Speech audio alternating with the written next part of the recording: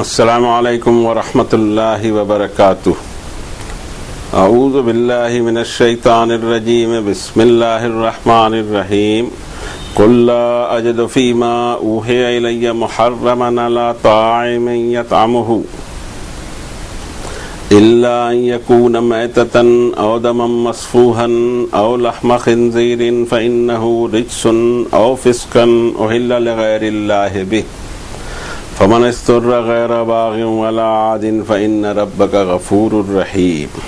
وعلى الذين هادوا حرمنا كل ذي ظفر ومن البقر والغنم حرمنا عليهم شحومهما إلا ما حملت ظهورهما أو الحوايا أو ما اختلط بعظم ذلك جزيناهم ببغيهم وإنا لصادقون فإن كذبوك فقل ربكم ذو رحمة واسعة ولا يرد بأسه عن القوم المجرمين سيقول الذين أشركوا لو شاء الله ما أشركنا ولا آباؤنا ولا حرمنا من شيء كذلك كذب الذين من قبلهم حتى ذاقوا بأسنا قل هل عندكم من علم فتخرجوه لنا إن تتبعون إلا الظن وإن أنتم إلا تخرصون قل فللہ الحجة البالغة فلو شاء لهداكم أجمعين قل هلم شهداءكم الذين يشهدون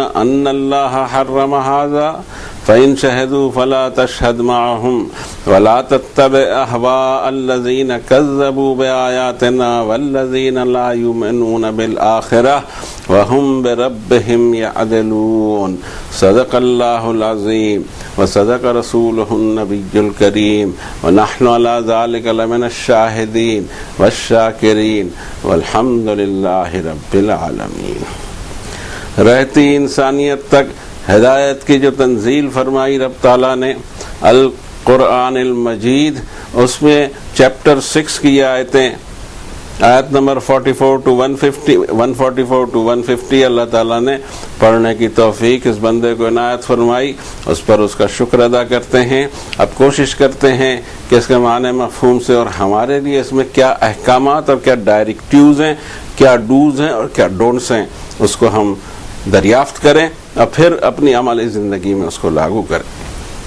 اس کی خاطر جو سب سے بہترین طریقہ یہ ہے کہ اس لینگویج کو سیکھ لیا جائے جس لینگویج میں اللہ نے اپنی مخلوق سے کلام کیا ہے، اور دوسرا نیکسٹ سٹیپ یہ ہوتا ہے کہ اگر یہ مجبوری ہے تو پھر کوئی اس کی ترجمانی ادا کرنے کی کوشش کرے، حالانکہ ہم یہ سمجھ سکتے ہیں کہ ترجمے کا حق ادا نہیں ہوگا، پھر بھی ہم اپنی کوشش کرتے ہیں، اللہ تعالیٰ قبول فرما لے۔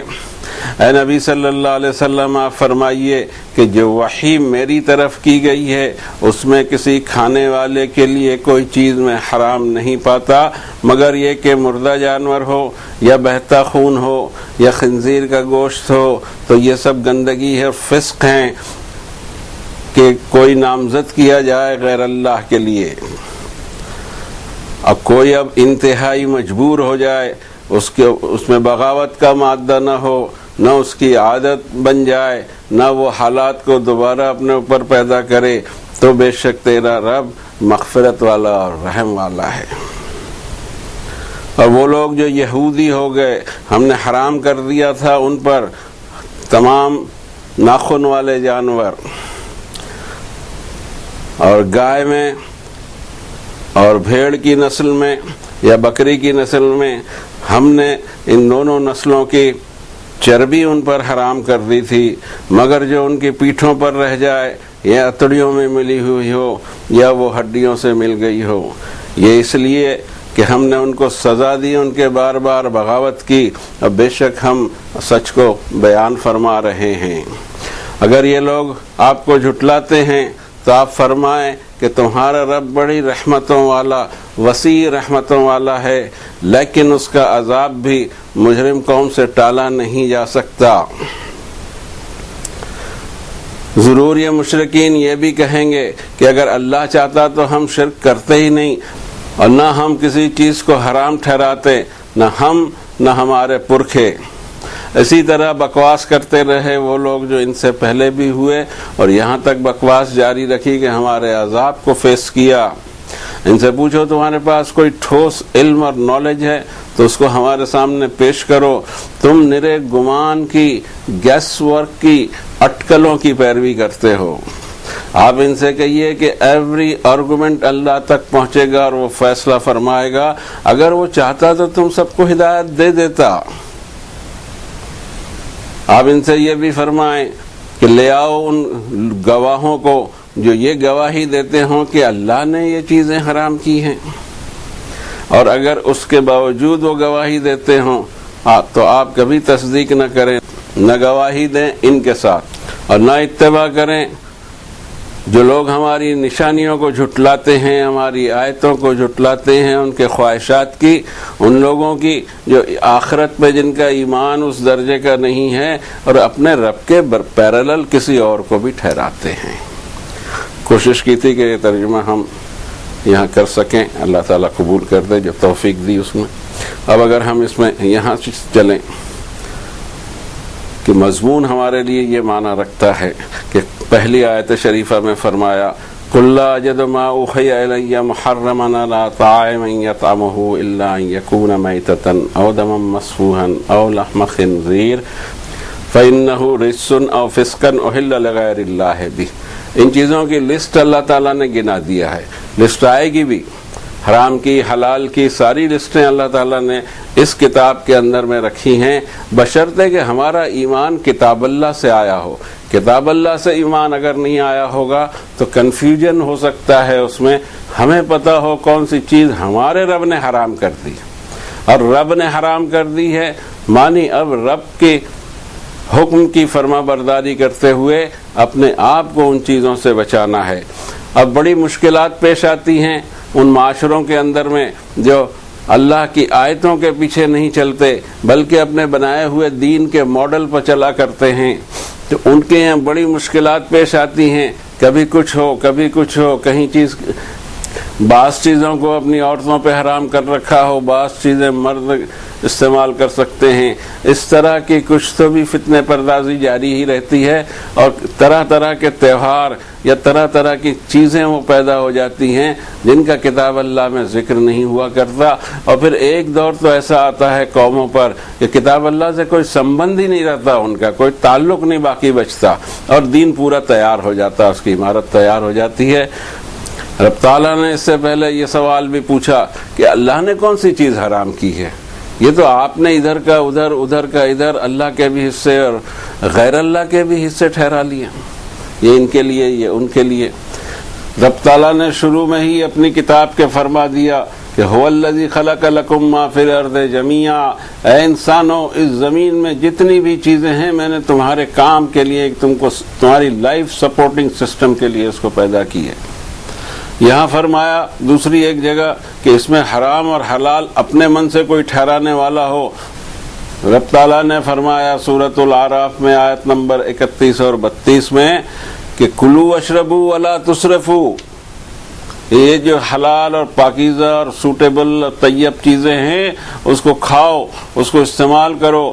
پینے کی جو لذت دار چیزیں اللہ تعالیٰ نے بنائی ہیں، اتنے سارے فروٹ ہیں، ان کے جوسز ہیں، یہ ہے وہ ہے، جو تم کیا کیا نہیں بناتے ہو ایک چیز سے، تم بناتے رہو اس کو اور استعمال کرتے رہو. لیکن یاد رکھنا کہ تم اس کو کنزیوم کر سکتے ہو، اس کو استعمال کر سکتے ہو، لیکن بیجا اسراف اور بیجا خرچ نہیں کرنا.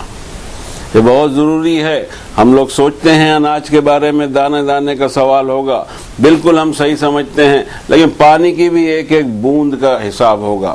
رب تعالیٰ نے فرمایا کہ ثم لتسألن یومئذ عن النعیم، جو نعمتیں میں نے تمہیں دے رکھی تھی ان سب کا سوال کروں گا کہ اس کے ساتھ تم نے اسراف کتنا کیا، فضول خرچی کس طرح کی. سورہ بنی اسرائیل کی آیت نمبر 27 میں رب تعالیٰ فرماتے ہیں ان المبذرین کانوا اخوان الشیاطین وکان الشیطان لربہ کفورا، کہ فضول خرچی کرنے والے مال کو شیطان کے بھائی ہوتے ہیں اور شیطان اپنے رب کا بڑا ناشکرا ہے۔ اسے پہلے ایک لسٹ دے دی کہ تمہیں کس کس مد میں کس کس پر خرچ کرنا ہے، کس کا دھیان رکھنا ہے۔ انفاق فی سبیل اللہ کی پہلی آئٹم یہ کہ ہم کنٹریبیوٹ وہ چیزیں کریں جس میں اللہ نے ہمیں زائد دے رکھا ہے، اس دوسری مخلوق کو اس کو کنٹریبیوٹ کریں۔ کس طرح سے کریں اور اس کی کرونالوجی یا سیکوینس کیا ہو وہ بھی کتاب اللہ میں بتایا۔ کتاب اللہ میں ہر حکم اللہ تعالیٰ نے نازل فرما دیا ہے جس پر ہمارا حساب ہونا ہے۔ کتاب اللہ کا علم ہو اور نبی کریم صلی اللہ علیہ وسلم کے طریقے کا علم ہو تو انشاءاللہ بات ہماری بن سکتی ہے۔ یہاں رب تعالیٰ نے فرمایا سورہ انعام میں 141 نمبر کی آیت میں بھی اس سے پہلے آیا کہ وَلَا تُسْرِفُوا إِنَّهُ لَا يُحِبُّ الْمُسْرِفِينَ۔ دیکھو یہ ساری چیزیں دیا ہوں، اسراف کے لیے نہیں دیا۔ اسراف پانی میں اسراف ہے، ہمارا بہت ساری چیزوں میں اسراف ہے۔ ہم یہ سوچتے نہیں ہیں کہ اور بھی دوسرے ہمارے بھائی ہیں جو محتاج ہیں، جو ان چیزوں کے لیے ترس رہے ہیں۔ آپ دیکھیں دعوتوں میں لوگ کتنی پلیٹیں بگاڑتے ہیں، کس طرح سے کرتے ہیں، بچے کیا کرتے رہتے ہیں، کسی کو کوئی توجہ نہیں ہوتی۔ یہ کیسی انسانیت ہے اور یہ کیسے ممالک ہیں کہ جہاں لوگ اناج وغیرہ کو بے پرواہی سے استعمال کریں اور لاکھوں لوگ بھوکے مریں۔ اس کا سب کا اگر حساب اللہ تعالیٰ لیں تو میں سچ کہتا ہوں آپ سے کہ بچنا بہت مشکل ہو جائے گا۔ ان چیزوں پر دھیان دینے کی ضرورت ہے۔ یہ باتیں کہیں بھی نہیں جاتی۔ شادی بیاہ میں اسراف ہے، صرف اس میں ہی نہیں کہ تماشے ہوں بلکہ اس میں بھی کہ جو کھانا ہے جس بدتمیزی سے کھاتے ہیں مہمان لوگ، اس کو دیکھ کر تو ساتھ میں بیٹھنے کا دل نہیں ہوتا کہ کر کیا رہے ہیں۔ کوئی ان کو حساب کا ڈر ہی نہیں پڑا ہوا ہے۔ یہ ساری چیزیں پوچھی جائیں گی۔ یہاں رب تعالیٰ نے فرمایا کہ اے نبی صلی اللہ علیہ وسلم ان کو یہ بتائیے کہ جو مجھ پر وحی کی گئی ہے اس میں تو میں یہ سب لسٹیں جو تمہاری بنائی ہوئی ہیں نہیں پاتا میں۔ اور آئٹم یہ ہے کہ مرا ہوا جانور کسی بھی وجہ سے مرا ہو اس کی بھی تفصیل اللہ نے دی، یا بہتا خون ہو یا خنزیر کا گوشت ہو، ان چیزوں کو اللہ نے منع کر۔ اب اس کی سائنٹیفک وجوہات ڈھونڈنے کی اس لیے ضرورت نہیں کہ اگر رب کو اپنا رب اور مالک مانا ہے تو حکم کی پابندی کرو اور اسی میں تمہاری خیریت ہوگی دنیا اور آخرت کی۔ فَإِنَّهُ رِجْسٌ أَوْ فِسْقًا أُحِلَّ لِغَيْرِ اللَّهِ بِهِ، اللہ کے غیر کا نامزد کیا ہوا۔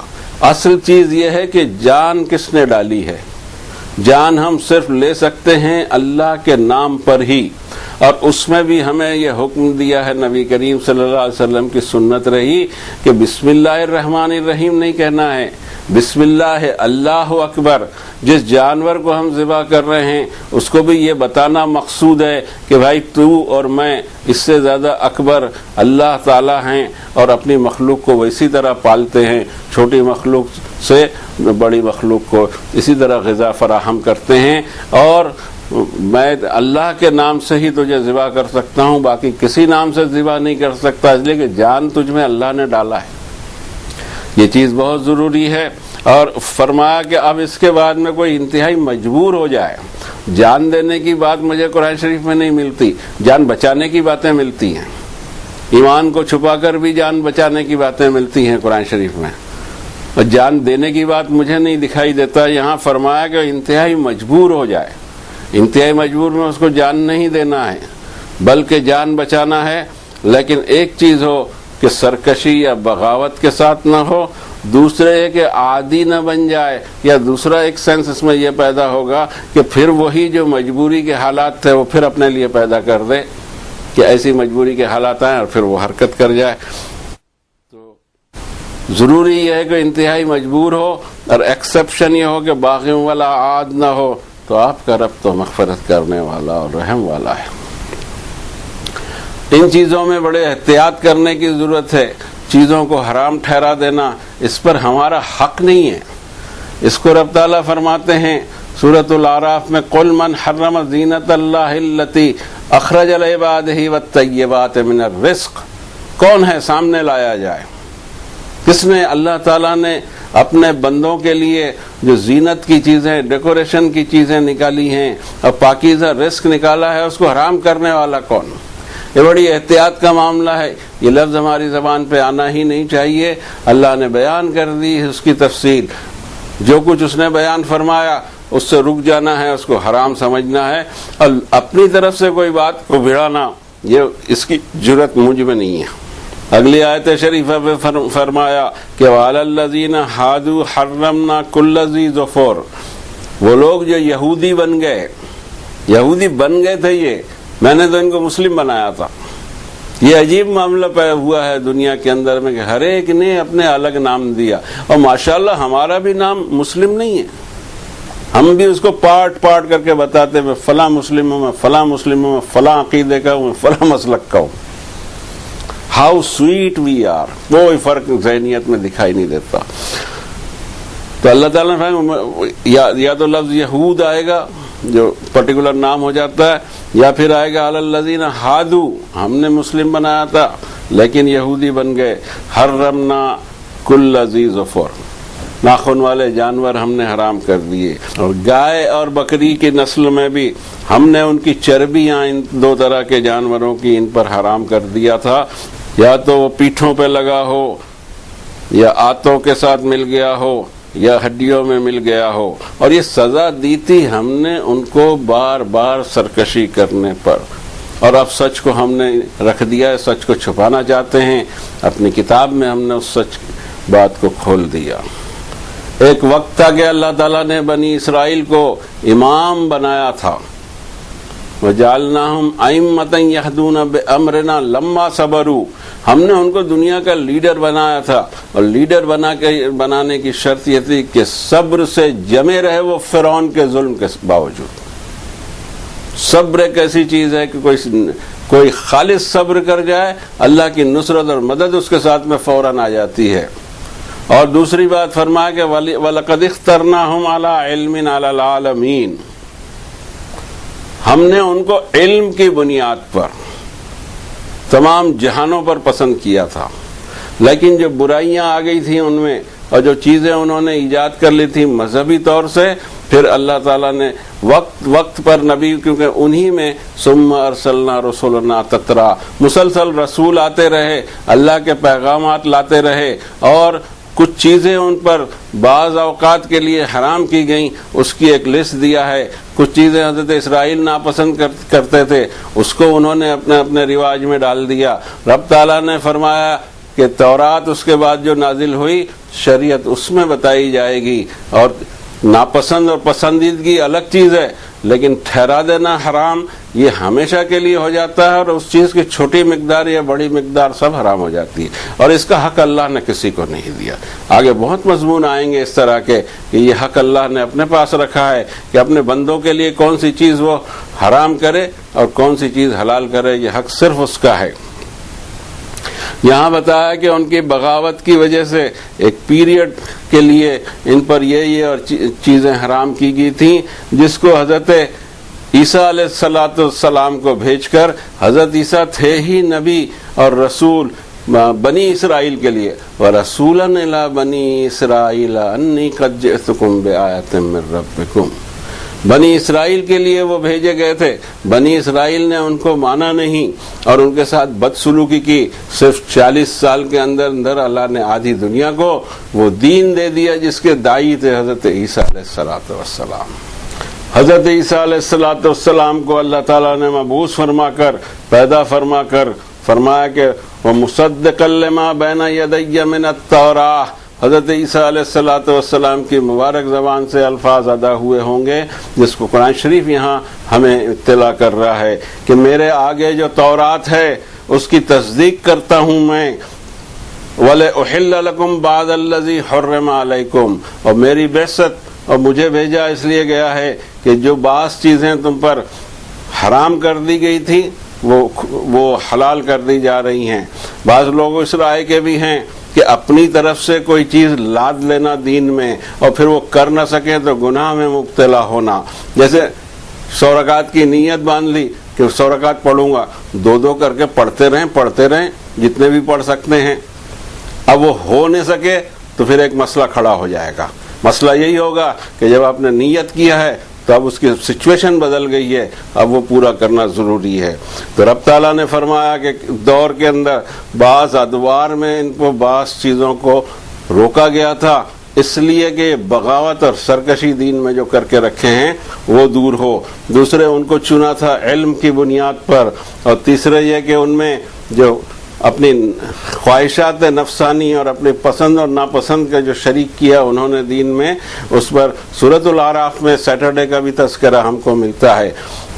وَاسْأَلْهُمْ عَنِ الْقَرْيَةِ الَّتِي كَانَتْ حَاضِرَةَ الْبَحْرِ إِذْ يَعْدُونَ فِي السَّبْتِ إِذْ تَأْتِيهِمْ حِيتَانُهُمْ يَوْمَ سَبْتِهِمْ شُرَّعًا وَيَوْمَ لَا يَسْبِتُونَ لَا تَأْتِيهِمْ كَذَلِكَ نَبْلُوهُمْ بِمَا كَانُوا يَفْسُقُونَ۔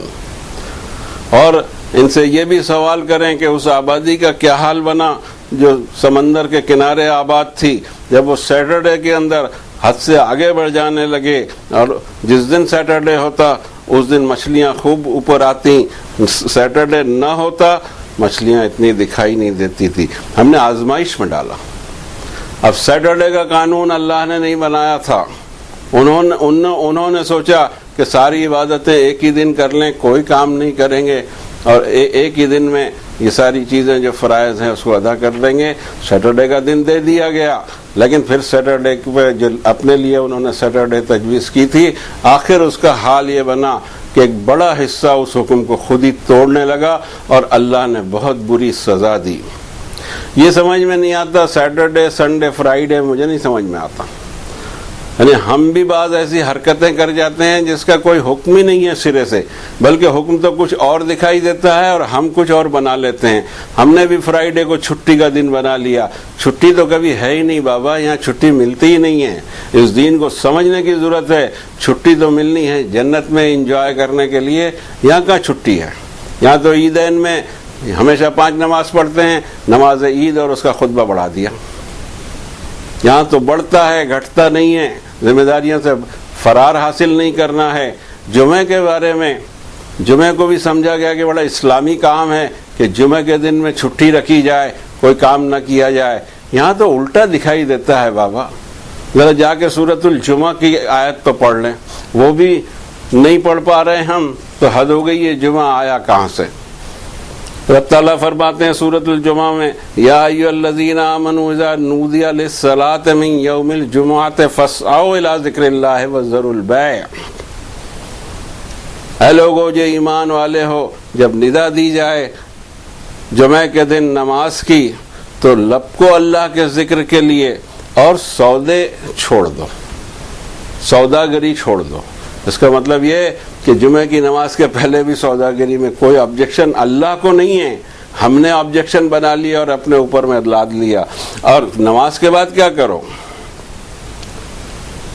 فَإِذَا قُضِيَتِ الصَّلَاةُ فَانتَشِرُوا فِي الْأَرْضِ وَابْتَغُوا مِنْ فَضْلِ اللَّهِ۔ جب نماز پوری ہو جائے زمین میں پھیل جاؤ اور اللہ کے فضل کو تلاش کرو۔ فضل اس دنیا میں رکھا گیا ہے، تلاش تم کو کرنا ہوگا، اور اس دین کو بھی کتاب اللہ سے سمجھنا ہوگا کہ رب تعالیٰ نے سورۃ البقرہ میں حج کے ایام میں فرما دیا، لیس علیکم جناح ان تبتغوا فضلا من ربکم فاذا افضتم من عرفات فاذکروا اللہ عند المشعر الحرام۔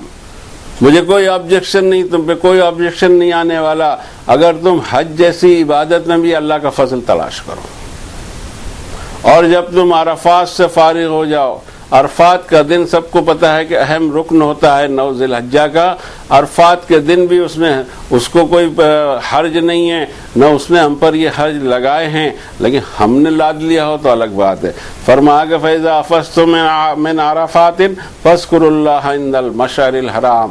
جب عرفات سے فارغ ہو جاؤ، مشعر الحرام جس کو مزدلفہ ہماری زبان میں ہم کہتے ہیں، وہاں اللہ کا ذکر کرو۔ ان چیزوں کو سمجھنا بہت ضروری ہے۔ وہ دین جو ہمارے اپنے خیالات سے بنا ہوا ہو، قرآن شریف جس کی تصدیق نہ کرتا ہو، میرے سمجھ میں نہیں آتا کہ قرآن و سنت میں جو چیز نہ پائی جائے وہ ہم کہاں سے اس پہ عمل کر کے کیا ثواب پا لیں گے۔ فَإِن كَذَّبُوكَ فَقُلْ رَبُّكُمْ ذُو رَحْمَةٍ وَاسِعَةٍ۔ اگر یہ آپ کی تکذیب کرتے ہیں تو آپ فرمائیں کہ اللہ کی رحمت بہت وسیع ہے، تم پہچانتے نہیں ہو اس کو۔ لیکن وَلَا يُرَدُّ بَأْسُهُ عَنِ الْقَوْمِ الْمُجْرِمِينَ۔ اس کی پکڑ سے پھر مجرم قوم اس عذاب کو ٹال نہیں سکے گی جو اس پہ لاگو ہو جائے گا. سَيَقُولُ الَّذِينَ أَشْرَكُوا لَوْ شَاءَ اللَّهُ مَا أَشْرَكْنَا وَلَا آبَاؤُنَا وَلَا حَرَّمْنَا مِنْ شَيْءٍ. یہ بھی کہتے ہیں مشرکین کہ اگر اللہ چاہتا تو ہم شرک کرتے ہی کیوں، نہ ہم نہ ہمارے باپ دادا، اور ہم یہ چیزوں کو حرام ٹھہراتے ہی کیوں. یہ ایک عجیب بات ہو گئی، ایک عجیب چیز ہے کہ حرکتیں کرنا ہے خود نے اور بات ڈالنا ہے اللہ تعالیٰ پر.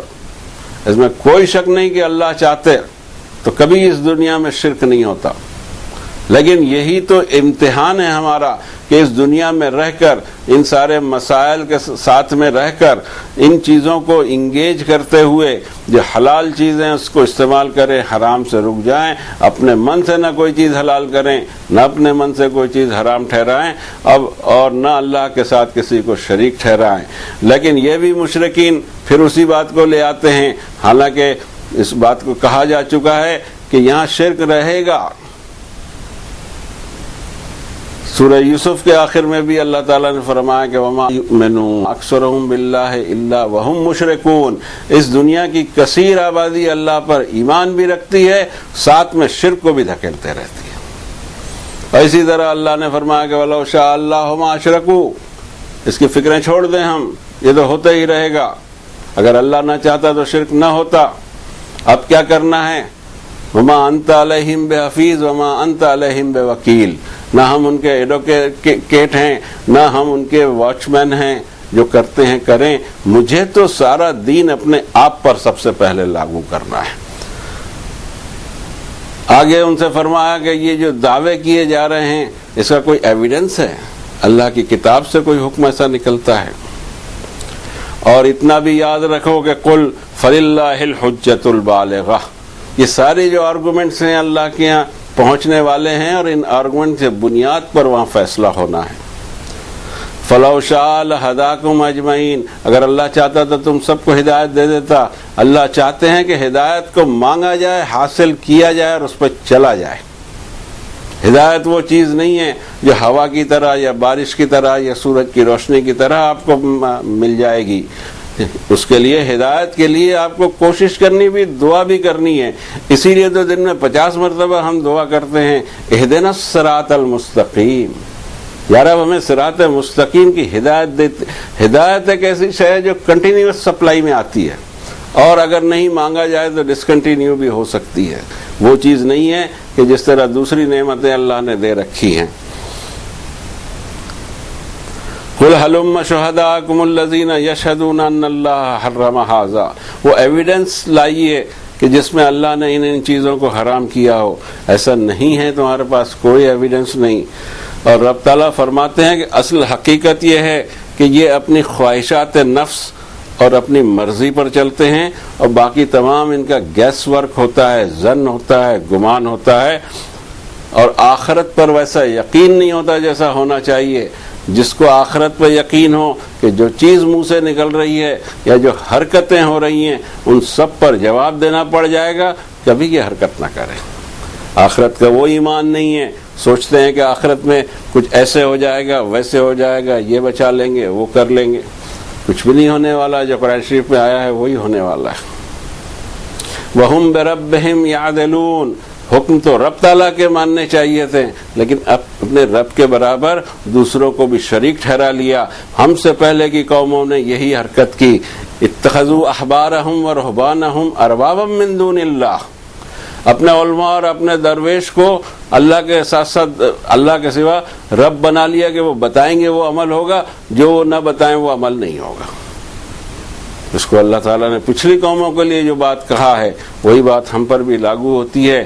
ضرورت اس بات کی ہے کہ دین کو سمجھا جائے کتاب اللہ سے، اور عمل کیا جائے رسول اکرم صلی اللہ علیہ وسلم کے اسوہ حسنہ سے.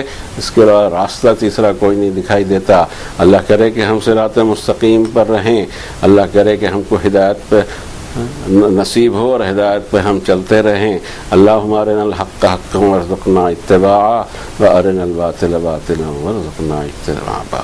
یا رب ہمیں حق حق ہی دکھائی دے، اور اس کی اتباع کرنے کی ہمیں توفیق ملے، اور باطل باطل ہی دکھائی دے اور اس سے بچنے کی توفیق دیجیے۔ وصلی اللہ علی النبی کریم۔